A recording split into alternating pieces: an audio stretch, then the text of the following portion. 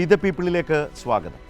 ദില്ലി മദ്യനയ കേസിൽ ജയിലിൽ അടയ്ക്കപ്പെട്ട അരവിന്ദ് കെജ്രിവാൾ, മുഖ്യമന്ത്രി അരവിന്ദ് കെജ്രിവാൾ ജയിൽ മോചിതനാവുന്ന നിലയിൽ ഇടക്കാല ജാമ്യം സുപ്രീം കോടതി നൽകി.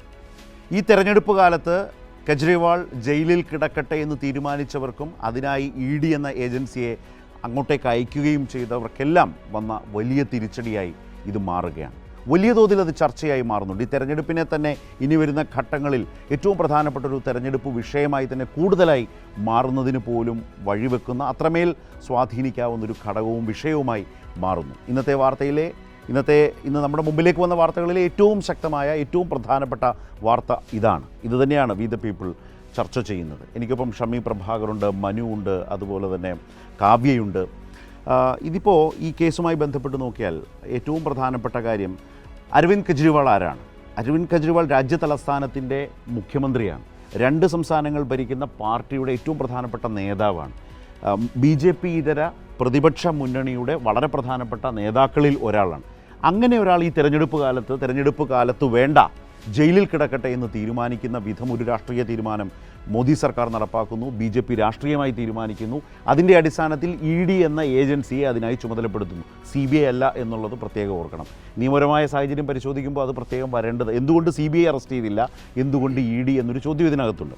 അങ്ങനെ ED അയച്ച് ജാമ്യ വ്യവസ്ഥകളിലേക്ക് കോടതികൾക്ക് പോലും ഇടപെടാൻ കഴിയാത്ത വിധമുള്ളൊരു സാഹചര്യം EDയുമായി ബന്ധപ്പെട്ടാണ്. കള്ളപ്പണം വെളുപ്പിക്കൽ നിരോധന നിയമം ആരോപിച്ച് രാഷ്ട്രീയ നേതാക്കളെ പിടിക്കുക, പ്രതിപക്ഷ നേതാക്കളെ പിടിക്കുക, ജയിലിൽ അടയ്ക്കുക, അവർക്ക് ജാമ്യം നൽകാൻ കഴിയാത്ത വിധം കർശന വ്യവസ്ഥകൾ അതിൽ തൂങ്ങി ED യഥാർത്ഥത്തിൽ രാഷ്ട്രീയം കളിക്കുന്നതിലാണ് ഒടുവിൽ സുപ്രീം കോടതി ഒരു ഇടക്കാല ജാമ്യമെങ്കിലും ഇതിൽ നൽകാൻ കഴിയും വിധത്തിലേക്ക് ഇടപെട്ടിട്ടുള്ളത്. അപ്പോൾ അതിൻ്റെ ഒരു രാഷ്ട്രീയ മാനം അത്ര വലുതാണ്. എനിക്കൊന്ന് ഈ വാർത്ത ഇന്ന് വന്നപ്പോൾ നമ്മളുടെ കൂട്ടത്തിൽ ആ വാർത്ത സ്ക്രീനിൽ കൈകാര്യം ചെയ്തയാൾ ഷമ്മിയാണ്. ഈ വാർത്ത അങ്ങേയറ്റം ശക്തമായൊരു പ്രഹരമായി. ഏത് വാക്കുപയോഗിച്ചാലും ഒട്ടും തെറ്റില്ല. കനത്ത തിരിച്ചടി, മുഖത്തേറ്റ അടി, അല്ലേ? ഏത് നിലയിൽ നല്ല ഇടി കിട്ടി എന്ന് പറഞ്ഞവരുണ്ട്.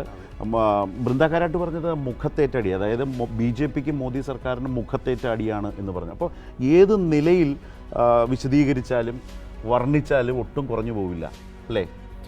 അമിത്ഷാ കഴിഞ്ഞ ദിവസം ഒരു ഇൻ്റർവ്യൂവിൽ പറഞ്ഞത് 8 തവണ 9 തവണ EDക്ക് നോട്ടീസ് കൊടുത്തത് അയാൾ അറസ്റ്റ് ചെയ്യാൻ തന്നെയാണ് എന്നാണ് പറയുന്നത്. ദാറ്റ് മീൻസ് ഇന്ത്യയുടെ ഒരു പ്രതിപക്ഷ നിരയിലെ ഒരു നേതാവിനെ, ഒരു മുഖ്യമന്ത്രിയെ ഞങ്ങൾ പ്ലാൻ ചെയ്ത് അകത്താക്കി എന്ന് വളരെ കൃത്യമായി മാധ്യമങ്ങളോട് പറഞ്ഞ ആ അഹങ്കാരത്തിന് ഇന്ത്യയുടെ പരമോന്നത നീതിപീഠം ഒരുപക്ഷെ ഒരു മെഴുകുതിരിയായി ജയിലിലേക്ക് പോയ കേജ്രിവാൾ ഒരു തീപ്പന്തമായി പുറത്തേക്ക് വരുന്ന ഒരു കാഴ്ചയാണ് നമുക്ക് കാണാൻ കഴിയുന്നത്. ഈ തെരഞ്ഞെടുപ്പിൻ്റെ ഇനിയുള്ള 4 ഘട്ടങ്ങളിൽ ഈ ഇന്ത്യ മഹാരാജ്യം കാണാൻ പോകുന്നത് ഈ ഒരു പ്രതിപക്ഷത്തിൻ്റെ ഒരു തിരിച്ചുവരവായിട്ടായിരിക്കും കാണുന്നത്. അത് വലിയ സന്ദേശം ഇന്ത്യയിലെ ജനങ്ങൾക്ക് നൽകും എന്നുള്ള കാര്യത്തിൽ ഒരു സംശയവും. യഥാർത്ഥത്തിൽ കെജ്രിവാളിൻ്റെ രാഷ്ട്രീയ ജീവിതം വളരെ ചുരുങ്ങിയ കാലയളവാണ് കെജ്രിവാൾ എന്ന രാഷ്ട്രീയ നേതാവിൻ്റെ ആ പാർട്ടിയുടെ രാഷ്ട്രീയ കാലം എന്ന് പറയുന്നത്. ആ രാഷ്ട്രീയ ജീവിതത്തിലുടനീളം നോക്കിയാൽ ഇത്തരം വലിയ ക്ലൈമാക്സുകൾ ഉണ്ടായിട്ടുണ്ട്. ആ ക്ലൈമാക്സുകളിൽ നിന്നാണ് കെജ്രിവാളിനെ പോലൊരു നേതാവ് തന്നെ കൂടുതൽ സ്ഫുടം ചെയ്തെടുത്തിട്ടുള്ളതെന്ന് തോന്നുന്നു. തീർച്ചയായിട്ടും അങ്ങനെ തന്നെ കാണേണ്ടി വരും. 2 കാര്യങ്ങൾ ഞാൻ പറയാം. ഒന്ന്, ഈ അറസ്റ്റിനെടുത്ത സമയം. ആ സമയം ഓർക്കുന്നുണ്ടോ? അതായത് ആ തെരഞ്ഞെടുപ്പ് കമ്മീഷണർ ഇലക്ട്രൽ ബോണ്ടിനെ കുറിച്ചുള്ള വിവരങ്ങൾ അപ്ലോഡ് ചെയ്ത് നമ്മളത് വായിക്കാൻ തുടങ്ങുന്ന സമയത്താണ് ദില്ലിയിൽ കെജ്രിവാളിൻ്റെ വീട് ഇവർ വളയുന്നത്. അതായത് SBI പരമാവധി തെരഞ്ഞെടുപ്പൊക്കെ കഴിഞ്ഞ് അപ്ലോഡ് ചെയ്യാമെന്ന് നിരന്തരം പറഞ്ഞുകൊണ്ടിരുന്നു. കോടതി സമ്മതിക്കുന്നില്ല. ഒടുവിൽ SBI നിർബന്ധിതമായി അങ്ങനെ അപ്ലോഡ് ചെയ്യുന്നു. അതെ, ആ സമയത്ത് നമ്മളതിൻ്റെ വിവരങ്ങൾ ഇപ്പോൾ വന്നു തുടങ്ങി.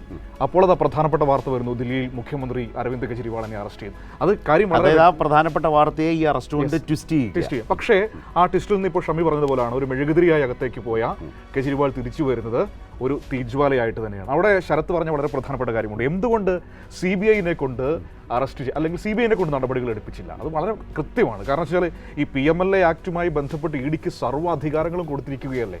അപ്പോൾ CBI അറസ്റ്റ് ചെയ്ത ഒരു പക്ഷേ ഇതിന് നേരത്തെ അദ്ദേഹം പുറത്തു വരാനുള്ള സാധ്യത. അല്ല, കോടതികൾക്ക് ഇടപെടാം. ഓരോ ഘട്ടത്തിലും ഈ അന്വേഷണ പുരോഗതി അവതരിപ്പിക്കുന്ന ഘട്ടത്തിൽ CBIക്ക് ഇന്ത്യൻ പീനൽ കോഡ് അനുസരിച്ച് CRPC അനുസരിച്ചൊക്കെ കോടതികൾക്ക് ഇതിനകത്ത് ഇടപെടാനും കുറെ കൂടി ചോദ്യങ്ങൾ ചോദിക്കാനും തൃപ്തികരമല്ല എന്ന് കണ്ടാൽ കണ്ടീഷണൽ ബെയിലൊക്കെ നൽകാനുള്ള സ്കോപ്പുണ്ട്. ഈ അഴിമതിയാണ്, ദില്ലി മദ്യനയ അഴിമതി കേസാണ്. അഴിമതി കേസ് കൈകാര്യം ചെയ്യുന്ന CBI ആണ്. ആ കേസിൽ CBI അറസ്റ്റ് ചെയ്തിട്ടില്ല. അതിന്റെ തുടർച്ചയിൽ ആരോപിക്കപ്പെട്ട ആരോപിക്കപ്പെടുന്ന കള്ളപ്പണം വെളുപ്പിച്ചു അല്ലെങ്കിൽ കള്ളപ്പണം ഇത് ഈ നിലയിലാണ്. എന്നിട്ട് ED അയച്ച് അറസ്റ്റ് ചെയ്യിച്ച് ഇവരുടെ ഒരു ചൂണ്ടയാണ്. ആ ചൂണ്ടയിൽ ചൂണ്ടയും കിട്ടും. അതിൽ കുറേ ആളുകൾ കൊത്തുന്നവരെ ഇങ്ങനെ എടുത്തിട്ട് ഒരു വാഷിംഗ് മെഷീനിലിട്ട് അങ്ങ് വെളുപ്പിച്ചെടുക്കും. ഇപ്പോൾ കഴിഞ്ഞ ദിവസം ഒരു ദേശീയ ദിനപത്രത്തിൽ വളരെ പ്രധാനപ്പെട്ട വാർത്തയുണ്ടായി. 2014 മുതൽ ഈ കാലയളവ് വരെ നമ്മൾ എടുക്കുകയാണെങ്കിൽ 25 പ്രതിപക്ഷ നേതാക്കൾക്ക് ഇപ്പൊ ഏതാണ്ട് ഒരു JCB പോലെയാണ് കോരി അങ്ങ് എടുക്കുക കൂട്ടത്തോടെ. ഇലക്ട്രൽ ബോണ്ടിൽ നമ്മൾ കണ്ടാണ് ED നേരെ പോകുന്നു, കമ്പനികളെ പിടിക്കുന്നു, അവിടുന്ന് പൈസ വാങ്ങുന്നു, കൂട്ടത്തോടെ കോരിയെടുക്കുക. ആ കൂട്ടത്തോടെ കോരുമ്പോൾ അതിൽ പെടാതെ അല്ലെങ്കിൽ അതിനെതിരെ മുമ്പിൽ നിന്ന് ശബ്ദിച്ച് പ്രതിഷേധിച്ച് പ്രതിരോധിച്ച് നിന്ന മനുഷ്യരുണ്ട് ഈ നാട്ടിൽ. ഉണ്ട്. അതിലേക്ക് ഞാനിങ്ങനെ പറഞ്ഞു വരികയായിരുന്നു. നമ്മൾ അതിലേക്ക് പറഞ്ഞു വരുത്തുമ്പോൾ അതായത് നമ്മൾ CBI കുറിച്ചാണ് പറഞ്ഞത്. CBI ED ഈ വ്യത്യാസം. ചൂണ്ട അപ്പോൾ ഈ ചൂണ്ടയിട്ട് കൊത്തുന്നു. അപ്പോൾ 2014 മുതൽ 24 വരെ 25 പ്രധാനപ്പെട്ട പ്രതിപക്ഷ നേതാക്കൾക്കെതിരെയാണ് ഇവർ ഈ ED വേട്ടയ്ക്കിറങ്ങിയത്. അതിൽ 23 പേരും BJPയിലേക്ക് വന്ന് ഇപ്പോൾ മാന്യന്മാരായിട്ട് കഴിയുകയാണ്. അവർ മാമോദിസ മുക്കി ഇപ്പോൾ എല്ലാവരും വിശുദ്ധന്മാരായിരിക്കുന്നു. പക്ഷേ കുറച്ചാളുകൾ, ഈ പ്രതിരോധിച്ച് നിന്ന കുറച്ചാളുകൾ ഇപ്പോൾ നിൽക്കുന്നുണ്ട്. അതിൽ ഒരാളാണ് അരവിന്ദ് കെജ്രിവാൾ. പിന്നെ നമ്മൾ പറയുകയാണെങ്കിൽ നമ്മൾ കേരളത്തിലേക്ക് വരേണ്ടി വരും. ഇവിടെ തോമസ് ഐസക്. ഒരു പക്ഷേ എനിക്ക് തോന്നുന്നു ഈ രാജ്യത്ത് ആദ്യമായിട്ട് EDയെ കോടതിയിലൂടെ ഇങ്ങനെ ഓടിച്ചുകൊണ്ടിരിക്കുന്ന ഒരാൾ തോമസ് ഐസക് മാത്രമാണ്.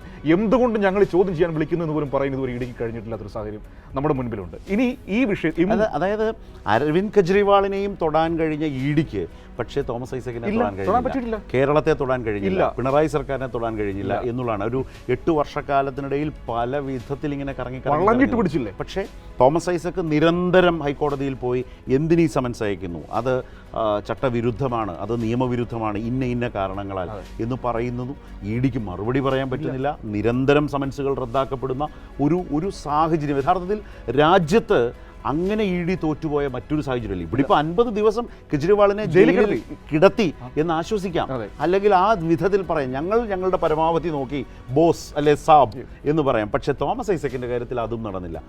കവി ഇതൊക്കെ കേട്ടിങ്ങനെ വളരെ ആശ്വസിച്ചു എന്നല്ല, രസിച്ചിരിക്കുകയാണ്. അപ്പം ഇത് യഥാർത്ഥത്തിൽ ഇന്ത്യൻ തെരഞ്ഞെടുപ്പിൻ്റെ ഒരു കാലത്തെ എങ്ങനെയാണ് കെജ്രിവാളിനെ പോലൊരു ലീഡർ ഇങ്ങനെ ജയിലിൽ നിന്ന് പുറത്തേക്ക് വരുന്നൊരു ഘട്ടത്തിൽ ഉണ്ടാകാവുന്ന ഒരു ട്വിസ്റ്റ് എന്താണ്, ടേൺ എന്താണ്? പ്രത്യേകിച്ച് ഒരു മോദി സർക്കാരിനെ സംബന്ധിച്ച് ഇതൊരു കനത്ത പ്രഹരമായി കാവ്യ കരുതുന്നുണ്ടോ, വിശ്വസിക്കുന്നുണ്ടോ? ശരത് ഇപ്പോൾ ഉപയോഗിച്ച വാക്ക് തന്നെയാണ്, പ്രഹരമാണ്. എല്ലാ അർത്ഥത്തിലും പ്രഹരമാണ്. ഇപ്പോൾ കളിക്കളത്തിൽ എതിർ ടീം വളരെ ഫ്രീ ആയിട്ട് ശക്തമായൊരു ഇന്നിങ്സ് ഈ വരുന്ന കെജ്രിവാളിന് കൊടുത്ത പോലെ ഓപ്പോസിറ്റ് നിൽക്കുന്ന കേന്ദ്ര സർക്കാരിൻ്റെ ടീം നൽകിയതുപോലെയാണ് എനിക്ക് തോന്നുന്നത്. പ്രത്യേകിച്ച് ഈ തെരഞ്ഞെടുപ്പ് രംഗത്ത് നിൽക്കുമ്പോൾ നേരത്തെ മനു സൂചിപ്പിച്ചതുപോലെ തന്നെ വിവാദങ്ങൾ ഇങ്ങനെ കത്തി അമർന്നുകൊണ്ട് നിൽക്കുമ്പോൾ ഒരു സന്നാഹമായിരുന്നു EDയുടെ 8 പേരടങ്ങുന്ന ഒരു വലിയ സംഘം എല്ലാ സുരക്ഷാ സന്നാഹങ്ങളുമായി ആ വീട് വളയുന്ന ഒരു കാഴ്ചയായിരുന്നു കെജ്രിവാളിൻ്റെ അറസ്റ്റുമായി ബന്ധപ്പെട്ടുണ്ടായിരുന്നത്. യഥാർത്ഥത്തിൽ അതിനു വേണ്ടുന്ന എന്ത് സാഹചര്യമാണ് രാജ്യത്ത് ഉണ്ടായത് എന്ന് രാജ്യത്തിനകത്തുള്ളവർ മാത്രമല്ല ചോദിച്ചത്, അങ്ങ് പുറത്തുനിന്നും ചോദ്യം വന്നു. അമേരിക്ക, ജർമ്മനി അടക്കമുള്ള രാജ്യങ്ങൾ കെജ്രിവാളിൻ്റെ അറസ്റ്റിനെ അപലപിച്ചു. അത്തരത്തിലുള്ള എതിർ സ്വരങ്ങൾ മറ്റ് രാജ്യങ്ങളിൽ നിന്നുണ്ടായപ്പോൾ അവരുടെ വിദേശകാര്യ വക്താക്കളെയും ഉദ്യോഗസ്ഥരെയും വിളിച്ചു വരുത്തി ഇന്ത്യ ശക്തമായ പ്രതിഷേധം വരെ അറിയിക്കുന്ന ഒരു സാഹചര്യം ഈ അരവിന്ദ് കെജ്രിവാൾ എന്ന മനുഷ്യന്റെ പേരിൽ, ഒരു സാധാരണ മനുഷ്യനെ ഈ വിധം വേട്ടയാടിയ ഈ ഒരു തെരഞ്ഞെടുപ്പ് സാഹചര്യത്തിൽ ഇത്രത്തോളം ഭയക്കുന്നുണ്ട് എന്ന് നേരെ ED ഉപയോഗിച്ച് പറഞ്ഞ ഒരു സാഹചര്യമായിട്ടാണ് എനിക്കിതിനെ വിലയിരുത്താൻ തോന്നുന്നത്. മറ്റൊന്ന് ED എന്ന് പറയുമ്പോൾ എന്താണ് ഇപ്പോൾ ഈ ED എന്നുള്ളത് കൃത്യമായി മനസ്സിലാക്കാൻ പറ്റുന്നില്ല.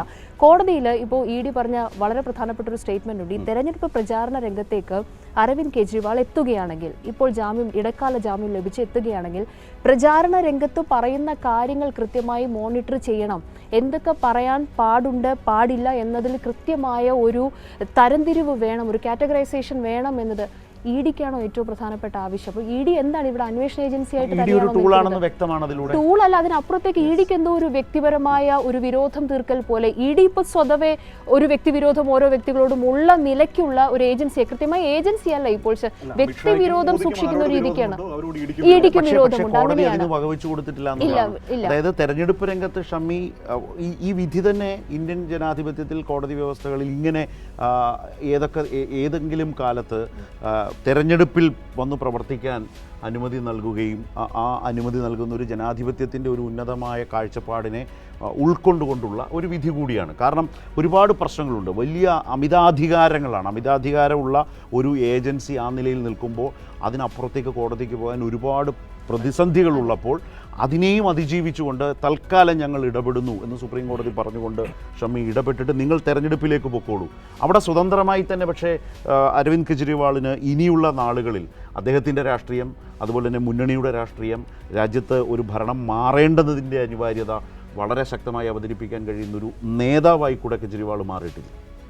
ഉറപ്പായും കോടതിയിൽ ED പറഞ്ഞ ന്യായങ്ങൾ സ്വാഭാവികമായി ഏതൊരു കോടതിയും അംഗീകരിക്കുന്ന വാദങ്ങളാണ്. അവർ പറഞ്ഞത് ഈ ആൾക്ക് ഒരിളവ് തിരഞ്ഞെടുപ്പ് പ്രചരണത്തിനായി കൊടുത്തു കഴിഞ്ഞാൽ മറ്റൊരാൾ നാളെ ഈ പറയുന്നത് പോലെ ഇതേ ഇളവ് ചോദിക്കും.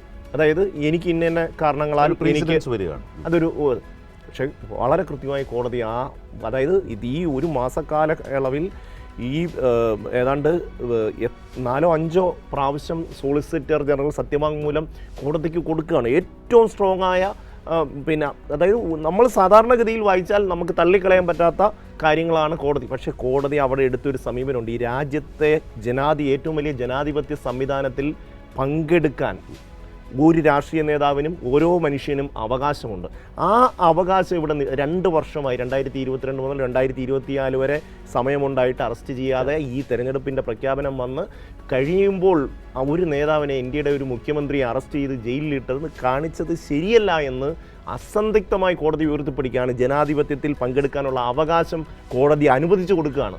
എനിക്ക് തോന്നുന്നു കോടതിക്ക് തന്നെ നല്ല ധാരണയും ബോധ്യവും വന്നു കഴിഞ്ഞു. കാരണം ഇത് ഏതാണ്ട് 1 വർഷക്കാലത്തിന് ശേഷം വന്നിട്ടുള്ള ഈ തെരഞ്ഞെടുപ്പിനെ ലാക്കാക്കിയുള്ളൊരു അറസ്റ്റ് എന്നതിനപ്പുറത്തേക്കുള്ള ഒരു ഗൗരവവും, ഒരു കുറ്റം തെളിയിക്കാൻ കഴിയുന്ന വിധത്തിലേക്കുള്ള ഒരു തെളിവും ശേഖരിക്കാൻ കഴിയാത്ത വിധം ഇതിൽ കുടുക്കുകയായിരുന്നു എന്നുള്ളൊരു തോന്നൽ ഒരു ഭാഗത്ത്. എനിക്കൊന്ന് കെജ്രിവാളിന്റെ പേര് ഈ കേസിൽ വന്നത് എന്നത് കോടതി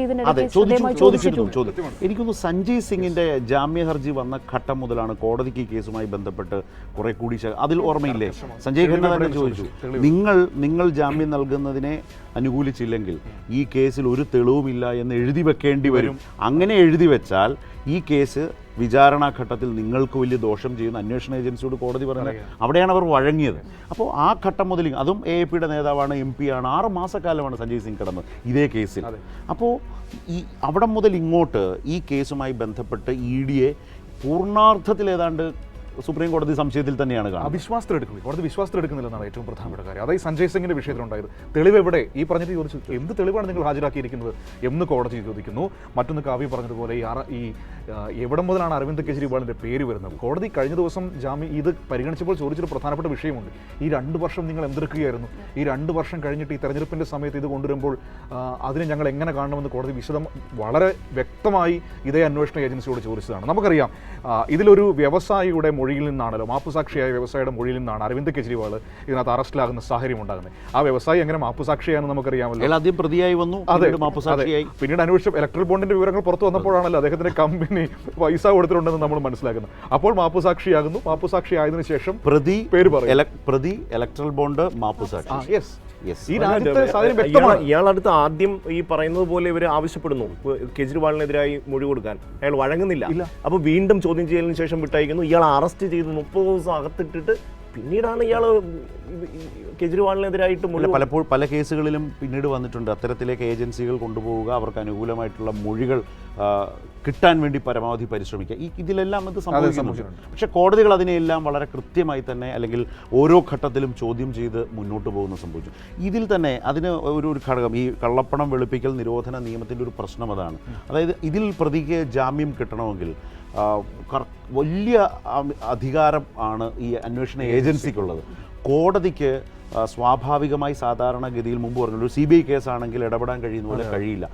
വളരെ വളരെ കർക്കശമായ ചില ക്ലോസുകളുണ്ട്. അതായത് കോടതിക്ക് തന്നെ പ്രഥമ ദൃഷ്ടിയെ ബോധ്യപ്പെടണം ഈ പ്രതി ഈ പറയുന്ന കുറ്റം ചെയ്തിട്ടില്ല. പക്ഷേ അന്വേഷണത്തിൻ്റെ ഈ പറഞ്ഞ മെറിറ്റിലല്ലോ, തുടക്കകാലത്തൊന്നും ഇടപെടാൻ പോലും മനസ്സിലാവില്ല കോടതിക്ക്, അല്ലെങ്കിൽ അതിലേക്ക് മെറിറ്റിൽ പോകാൻ. 2017 ഈ BJP ഗവൺമെന്റാണ് ഇത്രയും കർശനമായ നിയമ ഭേദഗതി ഇതിൻ്റെ അകത്ത് കൊണ്ടുവന്നത്. സുപ്രീം കോടതി ഒരു ഉത്തരവ് കൊണ്ടുവന്നു. ആ സുപ്രീം കോടതി ഉത്തരവ് യഥാർത്ഥത്തിൽ ഇതിലെ പോരായ്മകളെ തിരുത്താൻ പാകത്തിൽ വരുന്നത്. അപ്പോൾ അതിനെയും മറികടന്നുകൊണ്ട് നിയമനിർമ്മാണം കൊണ്ടുവന്ന് ഇതിനെ കർക്കശമാക്കി. രസകരമായ ഒരു കാര്യം എന്താണെന്ന് വെച്ചാൽ പല നിരീക്ഷകരും പറഞ്ഞു കേട്ടിട്ടുണ്ട്. അതായത് ഈ നിയമം യഥാർത്ഥത്തിൽ വരുന്നത് ലോകമാകെയുള്ള മയക്കുമരുന്ന് വ്യാപനത്തിൻ്റെ ഒരു പശ്ചാത്തലത്തിൽ അതിനെ കർശനമായി തടയാൻ വേണ്ടിയാണ് യഥാർത്ഥത്തിൽ മയക്കുമരുന്നുമായി ബന്ധപ്പെട്ട കേസുകൾക്ക് ബലപ്പെടുത്താൻ വേണ്ടിയാണ് ഇത് ചെയ്യുന്നത്. അവർക്കാണ് ജാമ്യം കിട്ടുന്നത്. അതെടുത്തിട്ട് ഒരു BJP സർക്കാർ രാജ്യത്തെ പ്രതിപക്ഷ നേതാക്കളെ എല്ലാം കൂടി പിടിച്ചകത്തിടാനുള്ളൊരു ഒരു ടൂളായിട്ട് അതിനെ മാറ്റുകയാണ്. ഈ തരത്തിലേക്കുള്ളൊരു പ്രശ്നം ജനങ്ങളിലെത്തുന്നുണ്ടോ? കാവ്യ എങ്ങനെയാണ്? തീർച്ചയായും ജനങ്ങളിലെത്തുന്നുണ്ട്. അതിന് ഏറ്റവും പ്രധാനം ജനാധിപത്യ സംവിധാനത്തെ ഏത് വിധേനയും അട്ടിമറിക്കാൻ കഴിയുമെന്ന ഒരു അമിത അഹങ്കാരം അത് കേന്ദ്ര സർക്കാരിനും BJPക്കും ഉണ്ടായിരുന്നു. അതിന് അടുത്തിടെ കാവ്യ ശ്രദ്ധിച്ചോന്നറിയില്ല, ഒരു ഹിന്ദിയിലൊരു ഒരു കൊച്ചു വാചകം തെരഞ്ഞെടുപ്പിന്റെ തുടക്കം മുതൽ ഇവരിങ്ങനെ പറഞ്ഞു, 400 പാർ, അതായത് 400 കടക്കും, ഞങ്ങൾക്ക് 400. ഇതായിരുന്നു മുമ്പ്. അതൊരു അഹങ്കാരം തന്നെയാണ്. നേരത്തെ ഷമ്മി പറഞ്ഞതുപോലെ അതൊരു അഹങ്കാരം തന്നെയായിരുന്നു. ഏത് വിധേനയും അട്ടിമറി എന്ന് പറയുന്നത് വളരെയധികം എളുപ്പമാണ്. അത് ജനങ്ങളിൽ ഉള്ളിൽ ലഭിച്ചുകൊണ്ടിരിക്കുന്ന ഇമ്പാക്റ്റ് എന്താണ് എന്നതിനെ കുറിച്ച് ചിന്തിച്ചിട്ടുണ്ടോ എന്ന് എനിക്ക് അറിയില്ല അവരെ സംബന്ധിച്ചിടത്തോളം. പക്ഷേ ഈ ചണ്ഡീഗഡ് മേയർ തെരഞ്ഞെടുപ്പുമായി ബന്ധപ്പെട്ട് കോടതിയുടെ ഭാഗത്തു നിന്ന് ലഭിച്ച ഏറ്റവും കഠിനമായ ഒരു പ്രഹരം എന്ന് പറയുന്നതും അതുമായി ബന്ധപ്പെട്ട പരാമർശങ്ങളും തെരഞ്ഞെടുപ്പ് വീണ്ടും നടത്തിയതുമായി ബന്ധപ്പെട്ട് ലഭിച്ചതു മുതൽ കോടതിയിലുള്ള വിശ്വാസം അത് ജനങ്ങൾക്കുണ്ട്, രാജ്യത്തെ പ്രതിപക്ഷ പാർട്ടികൾക്കുണ്ട്. അതിൽ ഇനിയും പ്രതീക്ഷ ബാക്കിയാണ് എന്നൊരു ബോധ്യം ജനങ്ങൾക്ക്, പ്രത്യേകിച്ച് ഈ കേന്ദ്ര സർക്കാരിൽ വിശ്വാസമില്ലാത്ത ഈ നയങ്ങളെ കൃത്യമായി എതിർക്കുന്ന എല്ലാ ജനങ്ങൾക്കും ലഭിച്ചു എന്നതാണ് ഏറ്റവും കൃത്യമായ ഒരു കാര്യം. ഇലക്ട്രൽ ബോണ്ടുമായി ബന്ധപ്പെട്ട പ്രശ്നം വന്നു. അതെ, ഇലക്ട്രൽ ബോണ്ടുമായി ബന്ധപ്പെട്ടും സമാനമായ സാഹചര്യം, ഉത്തരം പറയാൻ കഴിയാത്ത സാഹചര്യത്തിൽ വീണ്ടും വീഡിയോ ഇറക്കുന്നു. അവിടെ മുതലാണ് നേരത്തെ മനു അതിന്റെ ബാക്കിയുള്ള കഥകൾ നേരത്തെ പറഞ്ഞിട്ടുണ്ടായിരുന്നു. തീർച്ചയായും ജനങ്ങളുടെ മനസ്സിൽ ഇതൊരു വലിയ ഇമ്പാക്റ്റ് ഉണ്ടാക്കിയിട്ടുണ്ടെന്നുള്ള കാര്യം ഒരു സംശയവുമില്ല. നേരത്തെ മുഖ്യമന്ത്രി അത് പറഞ്ഞിട്ടുണ്ടായിരുന്നു. വളരെ കൃത്യമായി മുഖ്യമന്ത്രി പിണറായി വിജയന്റെ പ്രസ്താവനയിൽ പറഞ്ഞിട്ടുണ്ടായിരുന്നു, ഈ തെരഞ്ഞെടുപ്പ് രംഗത്ത് കൃത്യമായി ഇത് പ്രതിഫലിക്കും. അരവിന്ദ് കെജ്രിവാളുമായി ബന്ധപ്പെട്ട സംഭവ വികാസങ്ങൾ, കോടതി നടപടിക്രമങ്ങൾ.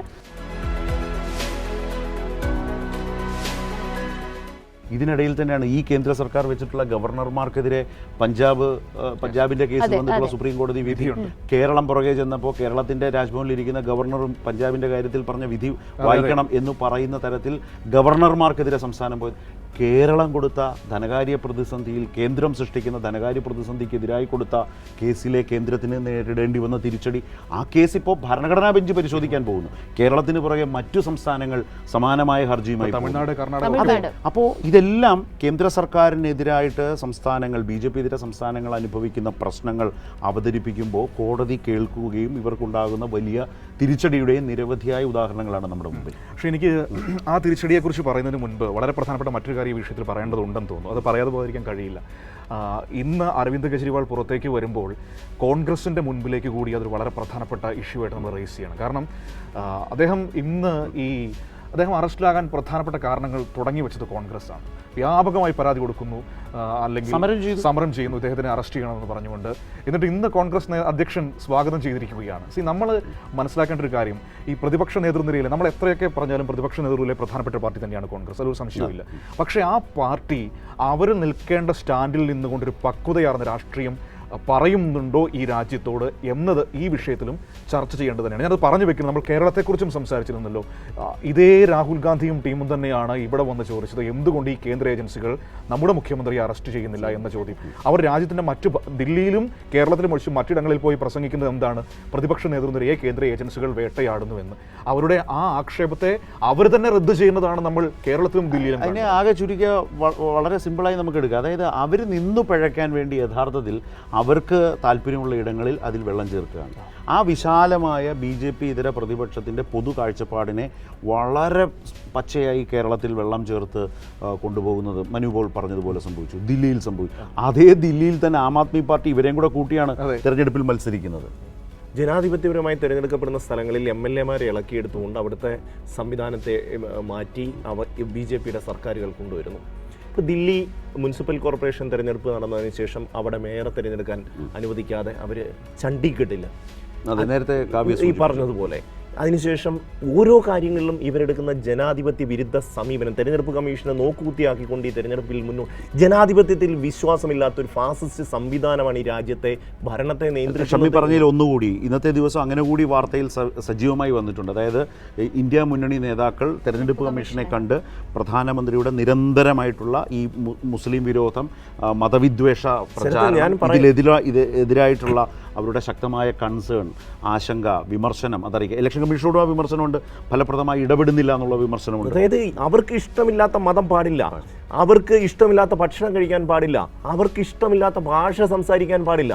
ഈ രാജ്യത്തിൻ്റെ മുഴുവൻ വൈവിധ്യങ്ങളെയും ഇല്ലായ്മ ചെയ്തുകൊണ്ട് ഇത് എന്തോ ഒരു ഏകശിലാ രൂപത്തിലേക്ക് കൊണ്ടുവരിക എന്നുള്ളതിൻ്റെ ഓരോ കാര്യങ്ങളിലും അവരങ്ങനെ അവർക്ക് ഇഷ്ടമുള്ളത് അവർ നടപ്പാക്കും എന്നുള്ള രീതിയിലേക്ക് ഈ രാജ്യത്തെ അതിൻ്റെ ഉദാഹരണം അവസാനം നിവൃത്തിയില്ലാതെയല്ലേ സുപ്രീം കോടതി പോലും ഇത്രയും ശക്തമായി ഈ വിഷയത്തിൽ ഇടപെടാൻ തയ്യാറാകുന്നത്. കാരണം അത് അധികാര പ്രയോഗം അതതിൻ്റെ പരമാവധിയും കടന്ന് മറ്റൊരു തലത്തിലേക്ക് പോകുമ്പോൾ സുപ്രീം കോടതിക്ക് ഇടപെടാതെ തരമില്ല. ഈ പല ഘട്ടങ്ങൾ കടക്കുമ്പോൾ തന്നെ പോളിംഗ് കുറയുന്നു എന്ന പ്രശ്നമുണ്ട്. മോദിയുടെ പ്രചാരണത്തിൻ്റെ രീതി മാറുന്നത് നമ്മൾ കണ്ടു. അവിടേക്കാണ് ജനങ്ങളെ സ്പർശിക്കും വിധമുള്ള വിഷയങ്ങളിൽ കോടതിയുടെ ഇടപെടലിൻ്റെ ഒരു ഘട്ടം വരുന്നത്.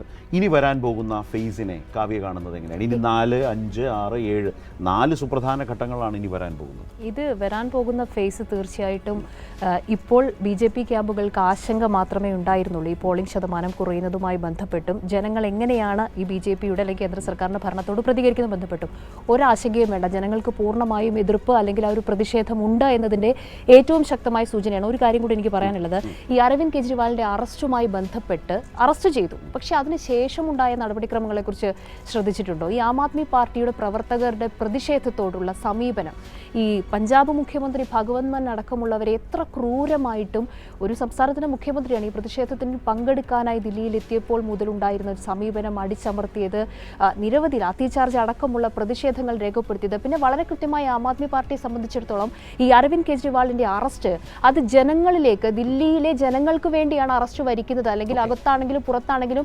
അങ്ങനെയാണ് ഒരു ഇമേജ് കൃത്യമായി ഉണ്ടാക്കിയെടുക്കാൻ കെജ്രിവാളിന് കഴിഞ്ഞിട്ടുണ്ട്. അത് തുടർന്നുള്ള ഇങ്ങോട്ടുള്ള ദിവസങ്ങളിൽ ജയിലിൽ നിന്നുള്ള സന്ദേശങ്ങൾ, ഭരണനിർവഹണ സംവിധാനത്തിലുള്ള ഇടപെടൽ, അതിലൊക്കെ കൃത്യമായി ആ നിലയ്ക്കുള്ളൊരു ഇമേജ് ഉണ്ടാക്കാൻ ശ്രമിച്ചിട്ടുണ്ട്, അതിൽ വിജയിച്ചിട്ടുമുണ്ട്. തീർച്ചയായിട്ടും വരാനിരിക്കുന്ന ഘട്ടങ്ങളിൽ ഇത് പ്രതിഫലിക്കും. പ്രതിപക്ഷ മുന്നണിക്കും ഒപ്പം തന്നെ ആം ആദ്മി അടക്കമുള്ള പാർട്ടികൾക്കും ശക്തമായ ഒരു സൂചനയുണ്ട്, ഒരു പോസിറ്റീവായിട്ടുള്ള റെസ്പോൺസ് ജനങ്ങളുടെ ഭാഗത്തുനിന്ന് ഉണ്ടാകുമെന്നാണ് ഞാൻ പ്രതീക്ഷിക്കുന്നത്. കാണുന്നത് എങ്ങനെയാണ്? കെജ്രിവാൾ ഒരു തെരഞ്ഞെടുപ്പ് വിഷയമായി തന്നെ മാറുകയും പ്രതിപക്ഷ മുന്നണി ആ നിലയിലേക്ക് ആ വിഷയത്തെ പരമാവധി ജനങ്ങളിലേക്ക് എത്തിക്കാൻ ഈ സർക്കാരിനെ തുറന്നു കാട്ടാൻ കഴിയും വിധം ഏറ്റവും ഫലപ്രദമായി അവതരിപ്പിക്കുന്ന ഒരു വിഷയമായി ഇത് മാറുമോ? തീർച്ചയായും, ഒരു സംശയം വേണ്ട. കാരണം ഒരു സംസ്ഥാനത്തിൻ്റെ മുഖ്യമന്ത്രിയായിരുന്നില്ലേ പിടിച്ചകത്തിട്ടത്. അപ്പോൾ അത് ഏറ്റവും പ്രധാനപ്പെട്ട തെരഞ്ഞെടുപ്പ് വിഷയമാകും. അത് ആ രീതിയിൽ മുന്നോട്ട് കൊണ്ടുപോകാൻ ഇന്ത്യ സഖ്യത്തിന് കഴിയുമെന്നാണ് എൻ്റെ പ്രതീക്ഷ. അതോടൊപ്പം തന്നെ നമ്മൾ കാണേണ്ട മറ്റൊരു കാര്യമുണ്ട്.